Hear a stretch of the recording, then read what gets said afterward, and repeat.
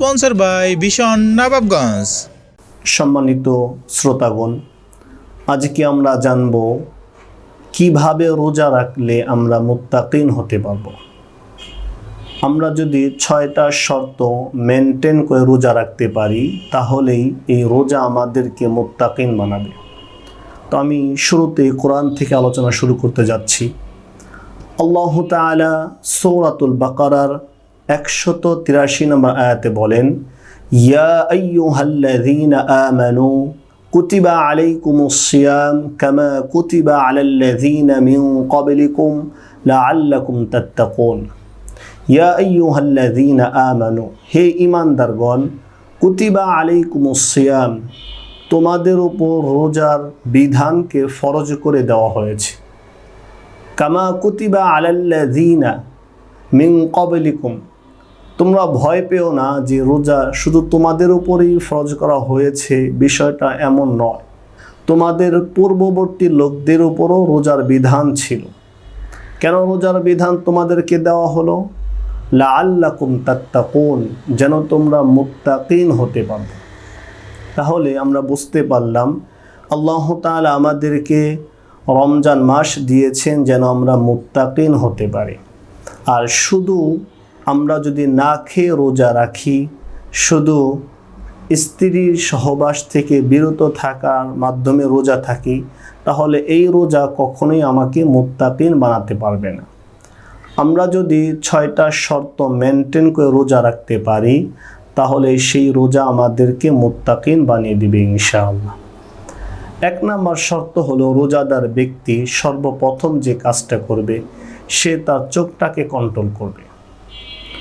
আমি সারা দিন না খেয়ে রোজা রাখলাম কিন্তু চোখ কন্ট্রোল করতে পারলাম না, আমার চোখ দিয়ে নাজায়েজ গুনাহের কাজের দিকে তাকালাম, গুনাহের কাজ আমার চোখ দিয়ে দেখলাম, তাহলে এই রোজা কখনোই আমাকে মুত্তাকিন বানাতে পারবে না। তো সর্বপ্রথম আমাদের কাজ হলো আমাদের চোখগুলোকে কন্ট্রোল করা, যেন কোনোভাবেই রোজা থাকা অবস্থায় আমাদের চোখ দিয়ে কোনো অশ্লীল কাজ যেন, অশ্লীল জিনিস যেন আমরা না দেখি। এরপর দ্বিতীয় শর্ত হলো আমাদের জিহ্বা, মুখকে কন্ট্রোল করা। অনেকে দেখা যায় রোজা থাকার পরও এই মুখ দিয়ে গীবত গায়, অন্যকে কথার মাধ্যমে কষ্ট দেয়, অন্যকে পরনিন্দা সমালোচনা করার মাধ্যমে কষ্ট দেয়। আমরা যদি এই মুখকে অপাত্রে ব্যবহার করি, মুখ দিয়ে গুনাহের কাজ করি, মুখকে কন্ট্রোল করতে না পারি, তাহলে এই না খেয়ে রোজা রাখা এটা আমাকে কখনোই মুত্তাকিন বানাতে পারবে না। মুখকেও কন্ট্রোল করতে হবে। এরপর তৃতীয় শর্ত হচ্ছে আমাদের কানকে কন্ট্রোল করা। আমরা যদি কানকে হেফাজত করতে না পারি, অনেক ভাইকে দেখা যায়, যুবক ভাইদেরকে দেখা যায় কানে হেডফোন লাগিয়ে গান শুনে বা এভাবে বক্স চালিয়ে গান শুনে। তো আমরা যদি আমাদের কান দিয়ে এভাবে গুনাহের কাজ করতে থাকি, কানকে যদি হেফাজত না করি, তাহলে আমাদের এই রোজা আমাদেরকে মুত্তাকিন বানাতে পারবে না।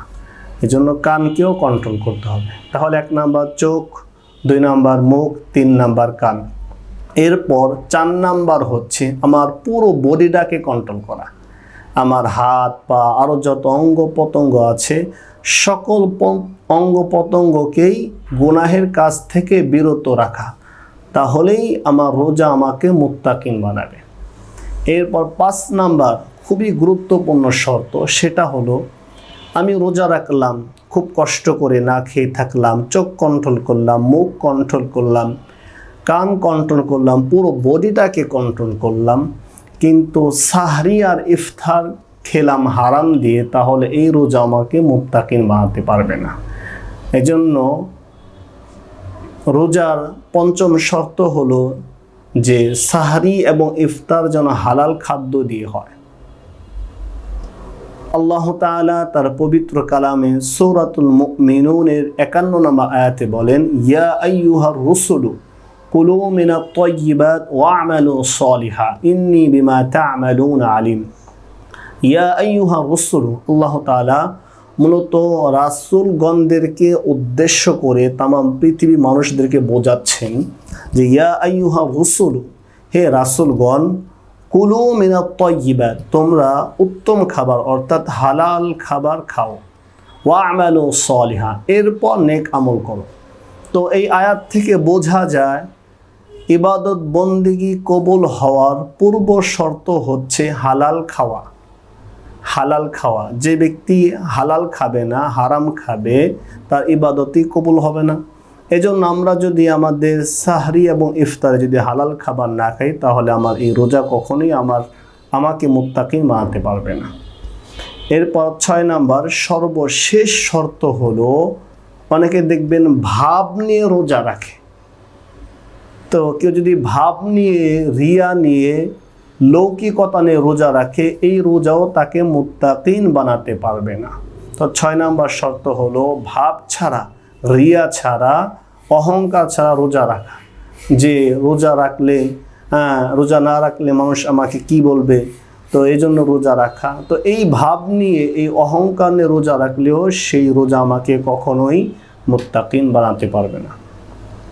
তো বন্ধুগণ, আমরা 6টা বিষয় আলোচনা করলাম। 1 নাম্বার হচ্ছে চোখ কন্ট্রোল করতে হবে, 2 নাম্বার মুখ কন্ট্রোল করতে হবে, 3 নাম্বার কান কন্ট্রোল করতে হবে, 4 নাম্বার আমার পুরো অঙ্গ প্রত্যঙ্গ, পুরো বডিটা কন্ট্রোল করতে হবে, 5 নাম্বার সাহরি এবং ইফতারে হালাল খাদ্য খেতে হবে, আর 6 নাম্বার হলো ভাব নিয়ে রোজা রাখা যাবে না।